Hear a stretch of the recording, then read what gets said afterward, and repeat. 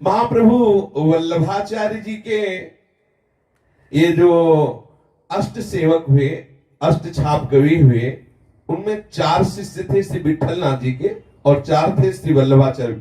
वल्लभाचार्य जी के ज्येष्ठ पुत्र श्री विठल नाथ जी थे। उनमें सबसे प्रथम थे श्री सूरदास जी महाराज। ये बड़े अद्भुत महाभागवत है, और इनकी श्रीनाथ जी में श्रृंगार शोभा का वर्णन करने की सेवा थी। श्री सूरदास जी का प्रादुर्भाव विक्रम संवत 1535 वैशाख शुक्ला मंगलवार को दिल्ली के समीप सिही ग्राम में हुआ था। सिही ग्राम जहां जन्मेजय जी ने सर्पेष्टि यज्ञ की थी, उस स्थान का नाम सिही ग्राम। वहीं श्री सूरदास जी का प्रादुर्भाव। जैसे प्रभु पधारे वैसे उनके सखा भी पधारे। प्रभु श्रीनाथ जी के ये सब निजी परिकर हैं। अष्ट सखा के स्वरूप में ये महापुरुष जन जो थे वो पधारे। श्री सूरदास जी अकिंचन सारस्वत ब्राह्मण कुल में जन्म लिए, बहुत ही गरीब ब्राह्मण कुल। कोई कोई जो ये कहते हैं कि रुणकता नामक ग्राम में सूरदास जी का जन्म हुआ, वो ठीक बात नहीं है। सूरदास जी रुणकता ग्राम के पास गौ घाट पर बाद में लौट, जब वहां से आए तो यहाँ कुछ दिन रहे, तो जो लोग नहीं जानते वो कह देते हैं कि सूरदास जी का जन्म रुणकता ग्राम में हुआ। ऐसा नहीं था। और सूरदास जी जन्म से अंधे थे, अंधे ही जन्मे थे। पिता माता, जब कोई बालक होता है तो हर्ष होता है, लेकिन जब ये प्रकट हुई तो उदासी हुई। जब देखा बालक के नेत्र नहीं तो किसी को हर्ष नहीं हुआ। देखो, संसार का बड़ा विचित्र स्वरूप है। जन्मांध बालक को देखकर सब उदासीन रहने लगे, कोई प्यार न करता सूरदास जी से। माता पिता परिवार का कोई नहीं, जहां पढ़े पढ़े। कभी माता को मन आया तो भले गोद में ले ले, कोई प्यार नहीं करता।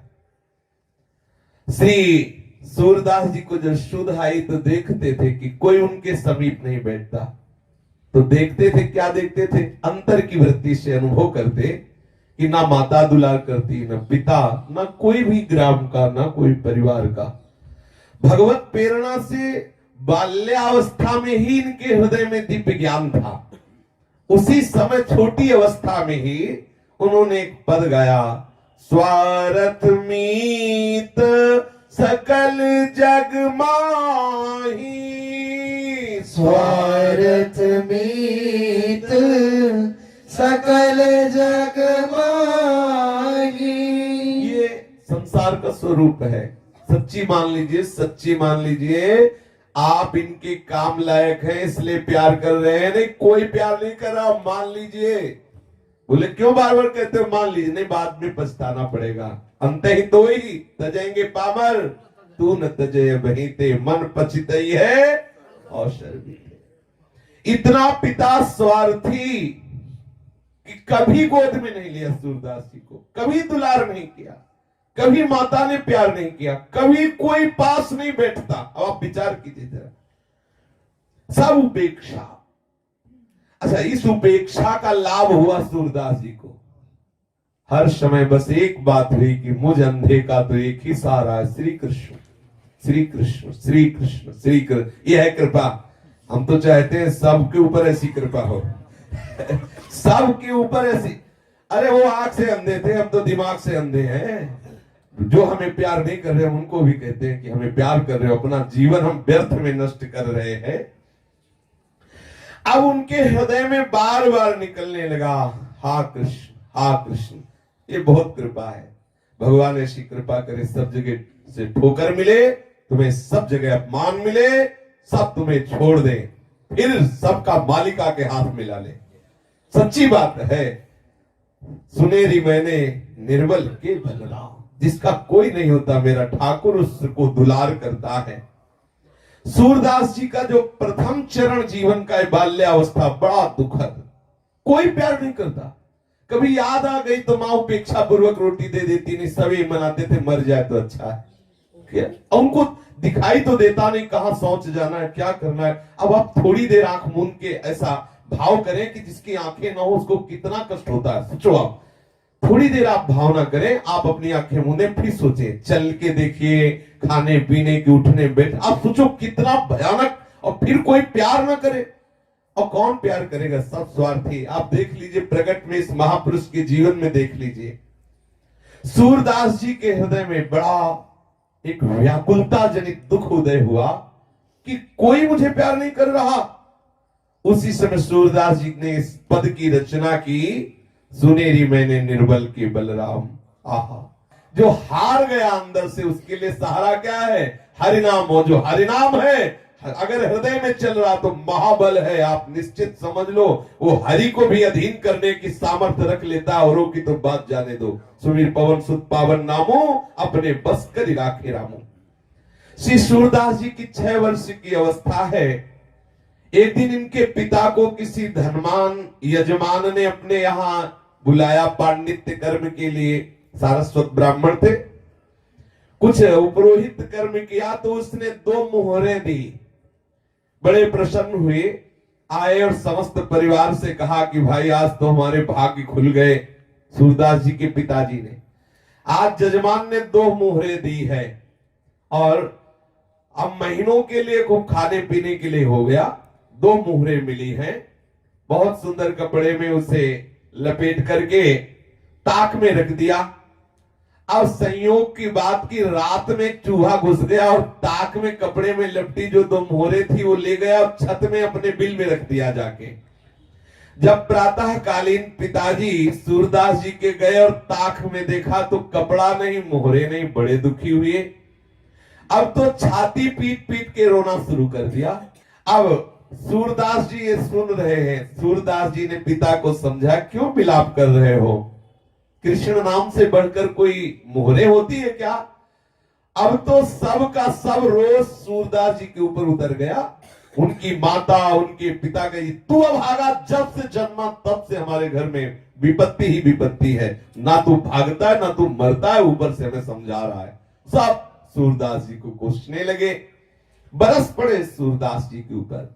अरे अभागे, तू जिस दिन से जन्म लिया हमारा चैन खो गया, दुख ही दुख। सूरदास जी चुप हो गए, अंदर ही अंदर कृष्ण नाम रटने लगे कि प्रभु आपकी बड़ी विचित्र लीला है।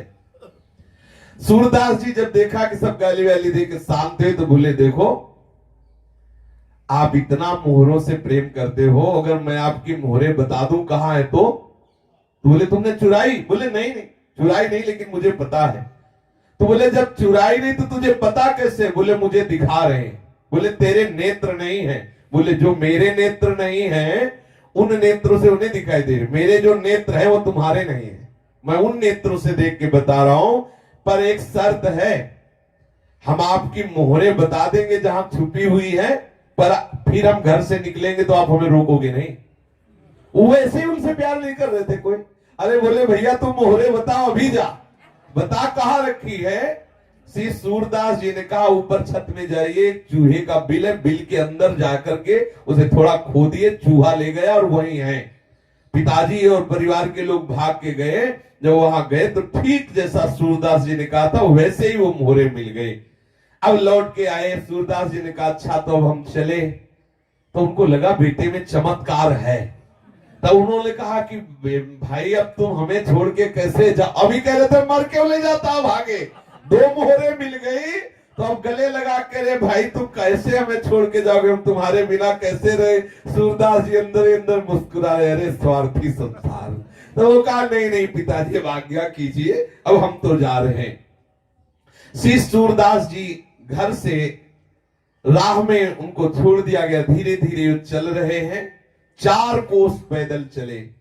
सोचो नई अवस्था है, आंखों से दिखाई नहीं दे रहा है, और ये केवल बाहरी प्रेम के 2 शब्द बोले थे पिताजी ने, अरे रुक जाओ काहे को जा रहे। वो भी जो मोहरे मिल गई नहीं, अभी पहले कह रहे थे मर जाए। अच्छा ये बिल्कुल सच्ची मानो, बहुत धोखे में हो यदि आपको लग रहा हो तुम्हें कोई प्यार कर रहा है।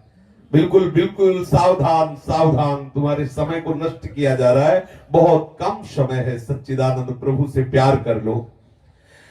गांव के बाहर 4 कोस चलने के बाद एक तालाब और उसी के समीप एक पीपल का वृक्ष था, वहीं जाके बैठ गए सूरदास जी। सायंकाल के समय उसी गांव का एक ब्राह्मण जमींदार गायों को खोजता हुआ जा रहा था, देखा कि कोई पीपल की जड़ के समीप बैठा है। आए तो उनका, भाई तुम कैसे बैठे हो? तो बोले तुम कैसे यहाँ आए हो? तो उनका, हम तो अपनी गाय ढूंढने आए हैं और बहुत खोजा लेकिन गाय नहीं मिल रही, अगर कोई बता दे तो मैं उनमें से 2 गाय भेंट कर दूंगा। सूरदास जी ने कहा मुझे भेंट की तो जरूरत नहीं, लेकिन मुझे यहीं से दिखाई दे रही तुम्हारी गाय कहाँ है। उनके अंतर के नेत्र देखो, अंदर से जब भजन होता है तो दिव्यता आ जाती है। ये तो खैर महापुरुष जन ही हैं, वैसे भी अंदर से जब भजन होता है तो सब भागवतिक, जैसे प्रभु के लिए भूत भविष्य वर्तमान का भेद नहीं, हम जीव के लिए है। जैसे अपने हाथ पे आंवला रख दिया जाए तो चारों तरफ से हम देख सकते हैं, ऐसे भूत भविष्य वर्तमान को ऐसे देख सकता है जैसे आंवले को देख सकता है। जो भगवदाकार वृत्ति को प्राप्त महापुरुष है, पीछे क्या हुआ, अभी क्या है, आगे क्या होगा, ऐसे दिखाई देता है चारों तरफ से, जैसे हम आंवले को देख सकते हैं ऐसे। सूरदास जी ने कहा मुझे तुम्हारी 2 गाय भेंट तो नहीं चाहिए, पर मैं बता सकता हूं कि तुम्हारी गाय कहाँ है। यहां से 1 कोस दूर जाओ और वहां जमींदार की, जो जमींदार है उसकी घुड़शाला है, घुड़शाले में तुम्हारी सुंदर गायों को बांध लिया गया है, जाओ। अब बता दिया। वो गया, जमींदार को पता पूछा, उसके घुड़साल में गया तो वहां देखा उसकी गाय बंधी थी। बड़ा प्रसन्न हुआ, अपनी गायें वो खुलवा के लाया। अब उसने कहा श्री सूरदास जी से कि आप 2 गायें ले लो।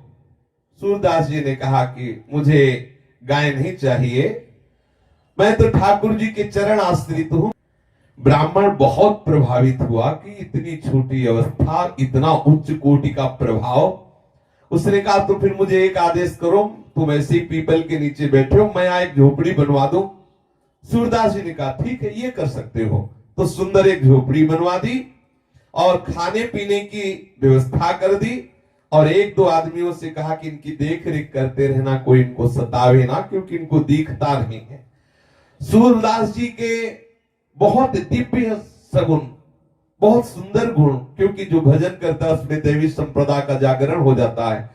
ख्याति बढ़ने लगी, वहां बहुत से लोग आने लगे और शिष्य बनने लगे श्री सूरदास जी के। अब सूरदास जी सबको उपदेश करते, लेकिन सम्मान अंदर से स्वीकार नहीं करते। बहुत लोग मान करने लगे। 12 वर्ष तक उस पीपल की जड़ के नीचे सूरदास जी रहे, उस झोपड़ी के नीचे। एक दिन रात्रि में सहसा सूरदास जी के मन में विचार आया था कि आए थे हरिभजनन को औटेला के पास, यहाँ तो बहुत लोग शिष्य बन गए, बहुत भीड़ हो गई, हमारा एकांत भंग हो रहा है, अब मुझे हटना चाहिए यहाँ से। हमारी मूढ़ता देखो, मैं इसमें सुख मान रहा हूं, मैं अपने लक्ष्य को भूल गया, सब कुछ त्याग करके एक वस्त्र शरीर में धारण करके वहां से चल पड़े। बिना विश्राम किए पूछते हुए फिर विश्राम घाट में आए, मथुरा में विश्राम घाट में, और यहां कुछ दिन घाट में रुके रहे। फिर यहां से रुनकता ग्राम के निकट यमुना घाट पर पहुंचे, जिसे गौ घाट कहते, वहां रहने लगे। सूरदास जी का बड़ा ही सुंदर गला था, गान करने में बहुत ही सुंदर स्वर था और विचार शक्ति बहुत तीव्र थी, भगवत भक्ति महान। इन सब सद्गुणों से गौ घाट में भी भीड़ लगने लगी। गौ घाट में भी ब्रजवासी जन और बाहर के लोग आ करके इनके सामने बैठते, भगवत चर्चा करते। बहुत तो शिष्य हो गए। ये जन समाज में स्वामी जी के नाम से जाने लगे, स्वामी सूरदास जी। जिन दिनों श्री सूर स्वामी गौ घाट पर अपना निवास बनाए हुए थे, उसी काल में श्रीमद वल्लभाचार्य जी महाप्रभु भक्ति मार्ग की अद्भुत प्रकाश को फैला रहे थे। दक्षिण के शास्त्रार्थ में विजय के कारण सभी उनके लोहा मानते थे। संवत 1567 में श्री वल्लभाचार्य जी जब अपने बहुत से सेवकों को साथ लिए हुए प्रयाग के पास एक स्थान है, वहां से ब्रज आ रहे थे, तब श्री महाप्रभु का गौ घाट में पड़ाव पड़ा।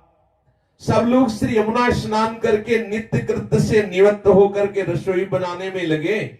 एक सेवक ने सूरदास जी को वृत्तांत सुनाया कि कोई बहुत बड़े महापुरुष पधारे हुए हैं गौ घाट में ही, शायद उनका नाम श्रीमद वल्लभाचार्य जी है, ऐसा बताया।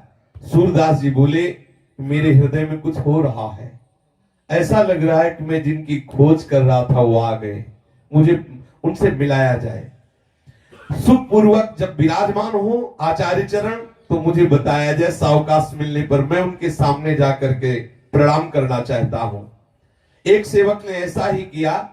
जब देखा कि आचार्य चरण आराम से विराजमान है, सूरदास जी से कहा कि अब बहुत बढ़िया अवसर है, शीघ्र चलिए। सूरदास जी सेवक के साथ गए।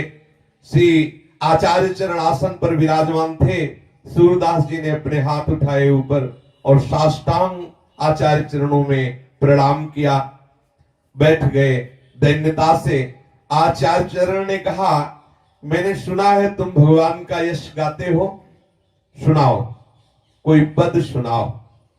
तो श्री सूरदास जी ने सुनाया, हरि हो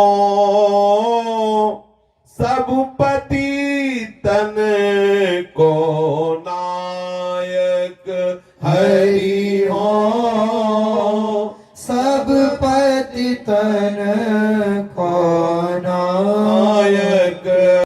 श्री सूरदास जी महाराज जी ने आचार्य चरण को एक पद सुना। आचार्य चरण कुछ नहीं बोले तो सूरदास जी को लगा कि अब दूसरा पद सुनाए, क्योंकि जब तक, जैसे महापुरुष बोले कि सुनाइए, तो जब तक वो ये ना कहने कि रुक जाइए तब तक सुनाते ही रहिए, अपनी तरफ से नहीं। ये गुरुजनों का जो सेवन का स्वरूप है कि अगर उनका सुनाओ तो जब तक या तो वो ग्रंथ खत्म हो जाए तो फिर हम इंतजार करेंगे कि वो आदेश क्या कर रहे हैं, नहीं तो हम सुना ही रहे जब तक वो रोक न दे। अगला पद सुनाना प्रारंभ किया सूरदास जी ने, प्रभु हो सब पति तन कोटि को, प्रभु हो सब पति तन कोटि को। अब आचार्य चरण बोले। श्री वल्लभाचार्य जी ने मुस्कुराते हुए कहा, तुम्हारा नाम सुना था कि सूर है। सूर माने होता है बलवान। ये घिघियाना कब बंद करोगे? ये होता है प्रेमी जनों को ये महिमा। उन्होंने सूर माने बलवान होता है। तुम्हारा नाम तो सूर है, ये घिघिया रहे हो, कब तक घिघियाते रहोगे? कब तक दीन बनकर ऐसे रोते रहोगे? अरे हरि की लीलाओं का गायन करो, घिघियाना बंद करो। श्री आचार्य चरण ने सूरदास जी से कहा। सूरदास जी ने हाथ जोड़कर कहा, प्रभु मुझे बिल्कुल लीला का कोई अनुभव नहीं हो रहा है, फिर बनावटी मुझसे गाते नहीं बनेगा, अंदर कोई लीला स्फुरित हो नहीं रही है, तो मैं जैसा हूं वैसे ही दीनता की बात करता हूं। अगर कोई लीला स्फुरित हो तब तो गाऊं। देखो महापुरुषों की कैसी करुणा बरसती है। श्री महाप्रभु जी ने कहा कि तुम्हारे अंदर दिव्य दृष्टि का संयोग है, चिंता मत करो, अभी खुल जाएगी। जाओ यमुना स्नान करके आओ। चाबी है आचार्यों के पास। वो तो नरवाहन प्रभु निहार लोचन भरे घोषनार, घोर पापाचरण करने वाले को भी प्रभु निहार लोचन भरे घोषनार, नख सिख सौंदर्य काम दुख निकंदिनी। आहा, वो चाहे तो घोर पापात्मा को एक सेकंड में निकुंज के दिव्य लीला विलास में प्रवेश करा दे, सामर्थ्य आचार्यों में। आचार्य चरण ने कहा, अच्छा जाओ यमुना स्नान करके आओ, हमारी लीला का भी अनुभव हो जाएगा। सूरदास जी प्रणाम करके तत्काल गए, स्नान किया यमुना जी में, फिर श्री आचार्य चरणों में उपस्थित हुए। आके श्री महाप्रभु जी ने श्री सूरदास जी को विधि पूर्वक अष्टाक्षर मंत्र की दीक्षा देकर ब्रह्म संबंध कराया। तत्पश्चात श्रीमद् भागवत दशम स्कंद की अनुक्रमणिका सुनाई।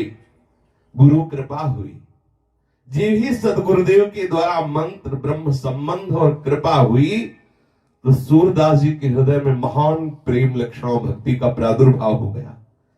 प्रेम का संचार होते ही दिव्य लीलाएं प्रकट होने लगी। आहा, प्रभु की दिव्य लीलाएं स्फुरित होने लगी। महाप्रभु जी ने पूछा, कहो सूरदास, कुछ सूझ रहा है अंदर से, कुछ समझ में आ रहा है, कुछ दिखाई दे रहा है? सूरदास जी बोले, जय जय, पूरा का पूरा दिखाई दे रहा है। आपकी गोद में श्री लालजू महाराज खेल रहे, मैं देख रहा हूं।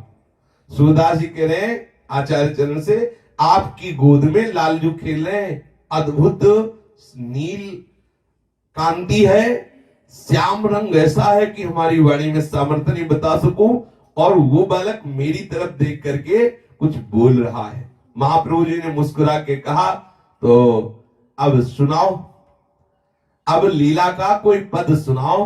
तो श्री सूरदास जी ने पहला पद लीला का सुनाया।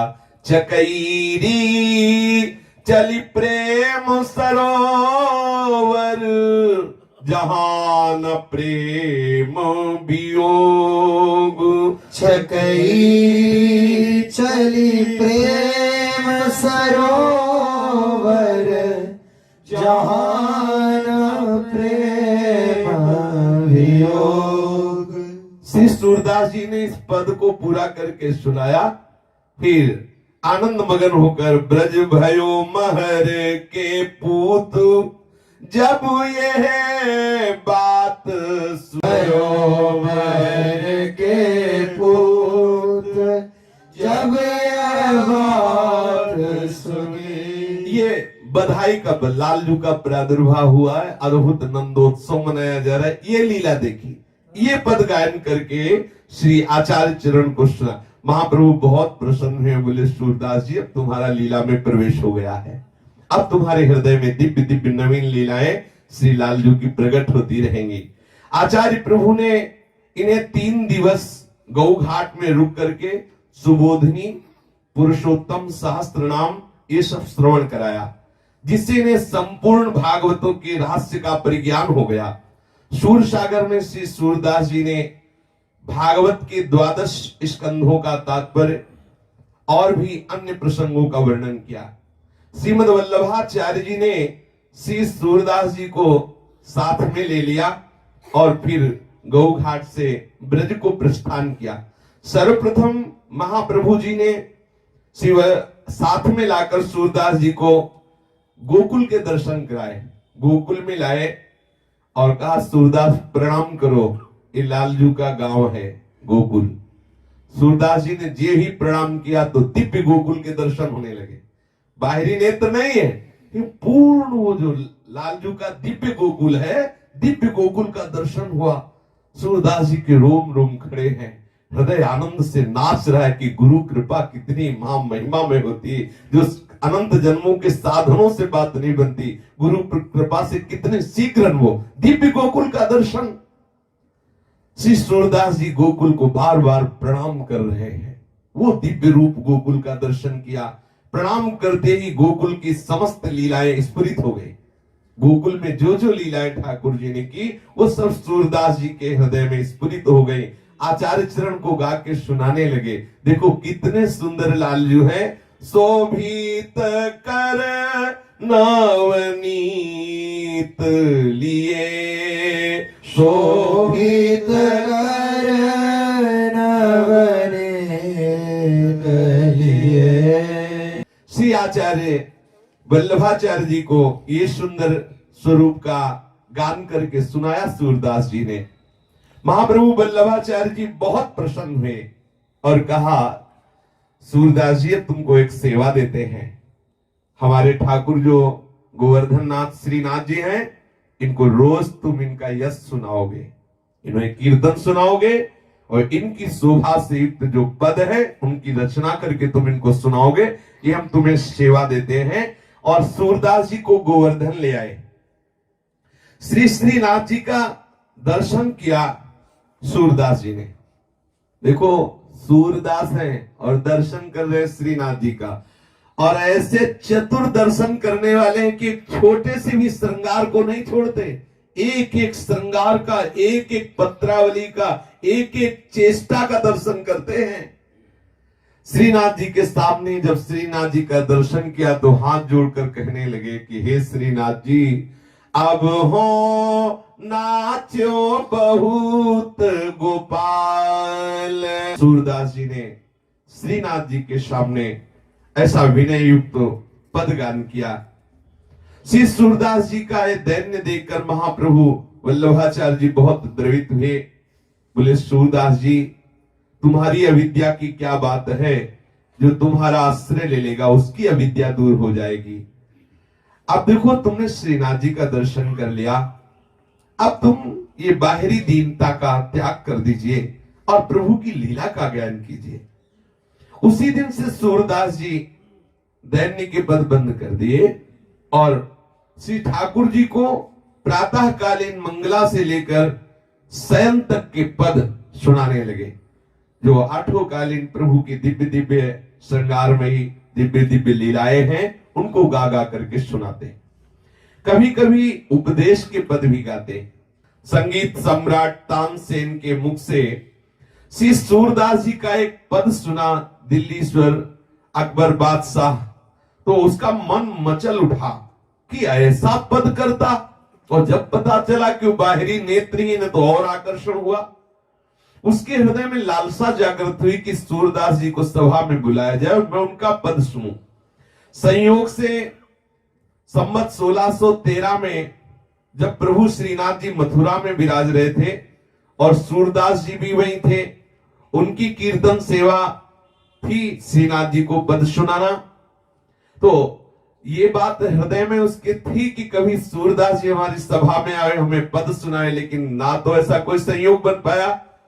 तो दिल्ली का जो बादशाह अकबर था, यात्रा के प्रसंग में मथुरा आया हुआ था, और जब उसको पता चला कि सूरदास जी मथुरा में हैं, तो उसने बड़े आदर के साथ इनको बुलवाया और पद सुनने का अनुरोध किया। तब श्री सूरदास जी ने ये पद गाया, मन रे माधव सो कर प्रीति, मन रे माधव सो कर प्रीति। एक दिन इसकी चर्चा हुई थी पीछे, इस पद की, बहुत बड़ा पद है। इस पद को सुनकर अकबर ने इनकी भावनिष्ठा की परीक्षा के लिए कहा, सूरदास, प्रभु ने मुझे बादशाह बनाया है, तो बादशाह का सबके ऊपर शासन लागू होता है। मैं भी मान और दान पाने के योग्य हूं क्योंकि मैं बादशाह हूं। इसलिए मैं चाहूंगा कि तुम मेरे विषय में पद बना करके भी गाओ, क्योंकि मैं बादशाह हूं। सूरदास जी ने कहा कि मैं जिस बादशाह के सामने गाता हूं, उस बादशाह के सामने तुम्हारी बादशाह कुछ नहीं है। और मैं गाऊं जब मेरी बुद्धि हो तब ना। मेरी बुद्धि तो जिस बादशाह में लग गई, वहां से हटने की जगह नहीं रह गई। मेरे हृदय में जगह नहीं, मेरी बुद्धि में जगह नहीं, मैं कैसे गा सकता हूं। पर आपने कहा कि गाइए, तो मैं अपनी बात बता रहा हूं कि नाहिन रह्यो मन में ठोर, नाहिन रह्यो मन में ठोर। सूरदास जी ने इस पद का गायन किया। सूरदास जी के इस पद के भाव को समझकर बादशाह अकबर बहुत प्रसन्न हुआ। और जो सूरदास जी की अंतिम पंक्ति इस पद की थी, वो कि कहा कहो मन प्रेम पूरन, घटन सिंधु समाये, श्याम गात सरोज लोचन, लित गति मृदुहास, सूर्य से दरस कारण मरत लोचन प्यास। उसने कहा कि तुम्हारे तो नेत्र हैं ही नहीं, और तुम कहते हो कि मरत लोचन प्यास। जब लोचन ही नहीं तो लोचन प्यास कैसे? बादशाह अकबर ने कहा कि कहा कहो मन प्रेम पूरन, घटन सिंधु समाये, श्याम गात सरोज लोचन, ललित गति मृदुहास, सूर्य से दरस कारण मरत लोचन प्यास।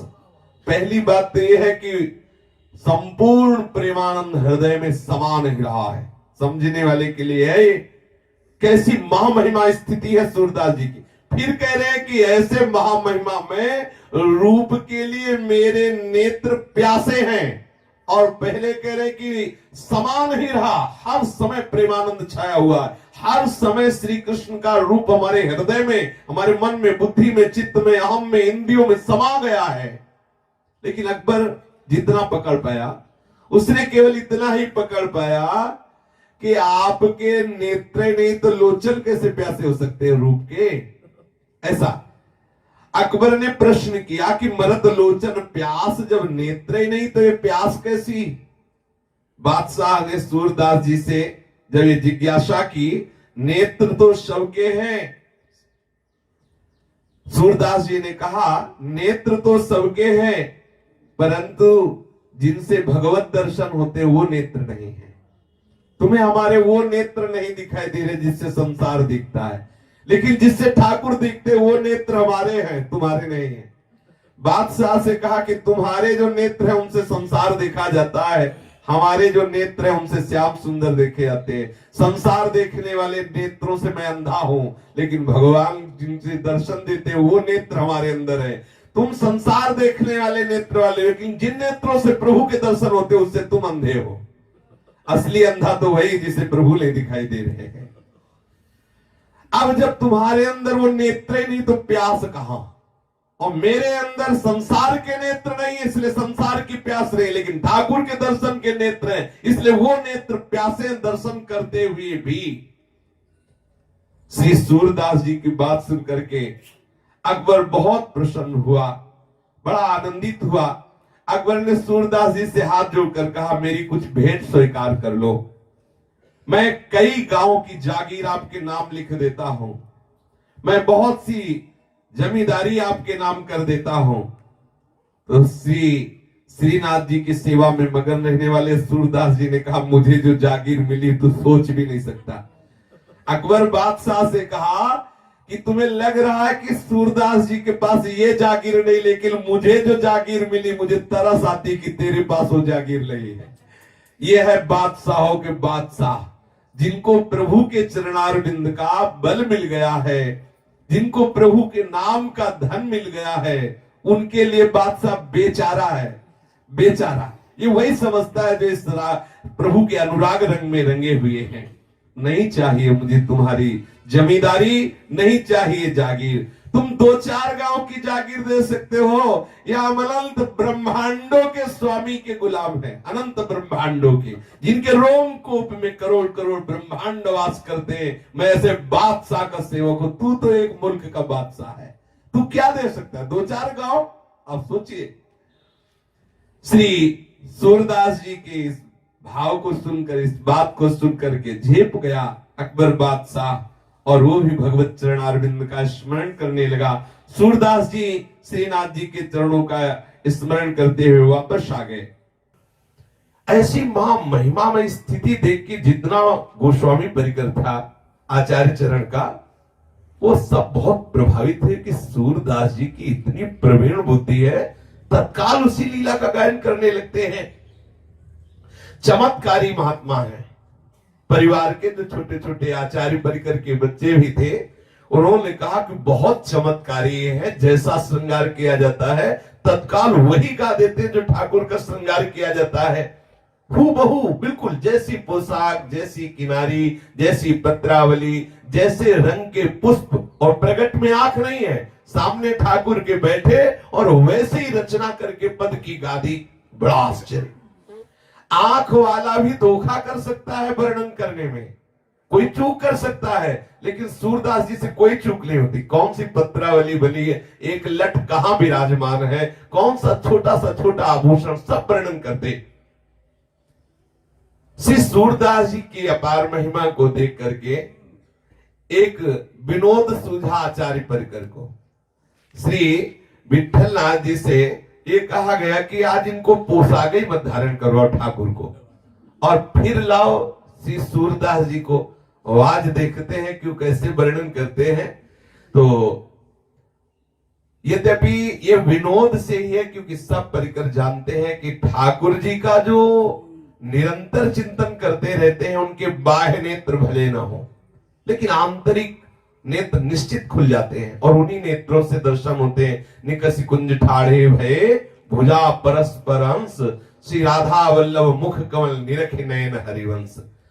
तो गोसाई जी ने कहा कि पहले जो अभी श्रृंगार है, इस श्रृंगार रूप में लाते हैं सूरदास जी को, और फिर तत्काल वो श्रृंगार उतार देते हैं, सूरदास जी को दूर बैठाते हैं और बिल्कुल श्रृंगार नहीं, कोई वस्त्र नहीं, कोई पोशाक, फिर लाते हैं, फिर देखते हैं, क्योंकि पहले अभी श्रृंगार किया गया, पूर्ण श्रृंगारी, वो आके बैठे। अब वो क्या वर्णन करते हैं, और थोड़ी ही देर में वो जहां जाए तो पूरा श्रृंगार उतारा जाए, और फिर ठाकुर जी को ऐसे साफ, फिर अगर वो वर्णन करते तो देखो ये विनोद सुहाई दिया। श्री सूरदास जी को सामने लाए, सूरदास जी देख रहे, कह रहे हैं अभी पोशाक धारण की बिल्कुल श्रृंगारित है, कहाँ लो बरनो सुंदरताई, कहाँ लो बरनो सुंदरताई। सूरदास जी ने जब इस शोभा का ऐसा वर्णन किया तो श्री गोसाई जी महाराज के परिकर में परीक्षा के लिए श्री ठाकुर जी महाराज की सब पोशाक उतार ली, केवल थोड़ी सी मोतियों का श्रृंगार, केवल मोती शरीर में धारण कराए और कहा कि सूरदास जी बहुत सुंदर हमने ठाकुर जी का श्रृंगार किया है, अब आप गा के बताइए कि हमारे ठाकुर जी कौन कौन सा पोशाक धारण किए हुए हैं, कौन कौन से आभूषण हैं, क्या श्रृंगार धारण किए हुए हैं, आप बताइए। श्री सूरदास जी प्रारंभ हो गए। देखे री हरि नंगम नंगा, देखे री हरि नंगम नंगा। हे सखी, आज मैंने देखा श्री हरि नंगम नंगा है, कोई पोशाक नहीं धारण किए। आश्चर्य हुआ, सब गोस्वामी परिकर को बड़ा आश्चर्य हुआ, कैसी दिव्य दृष्टि है।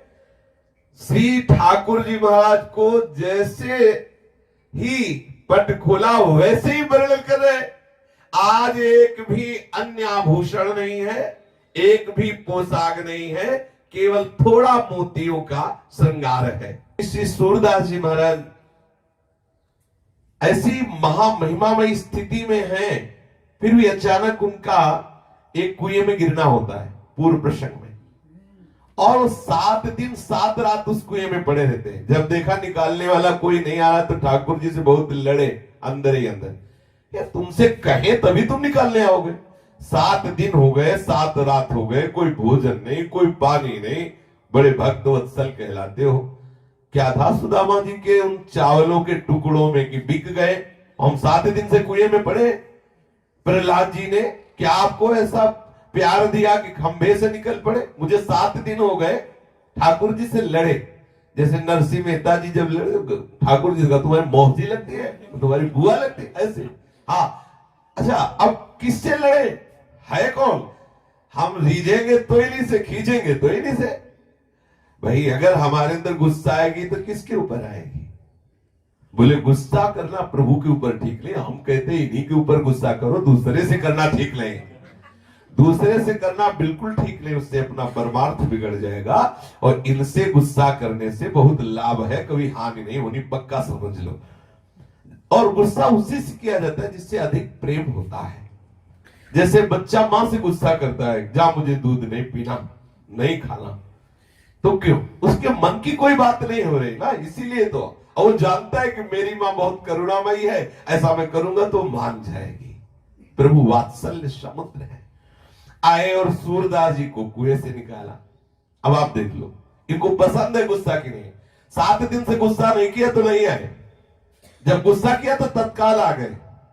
बड़े लीला बिहारी है, ये बहुत ऊब जाते हैं। जैसे होता है ना कि रोज मिठाई खाए खा, थोड़ा खट्टा भी चाहिए, ऐसे ही ऊब जाते। हे नाथ, आप स्वामी, आप थोड़ा, बोले रुक, गैया अलग कर।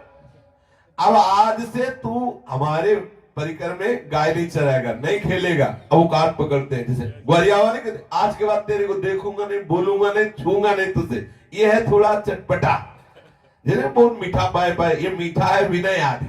और जब कोई भक्त उनसे रूस जाता है, लेकिन रूस वही जाएगा जिसका पूर्ण आत्मसमर्पण है, उनके सिवा कोई है नहीं। वो रूसने में बहुत प्यार है, उसी प्यार को देखने के लिए ठाकुर जी इंतजार करते, थोड़ा रूसे, फिर वो देखते हो, फिर आ जाते हैं तत्काल।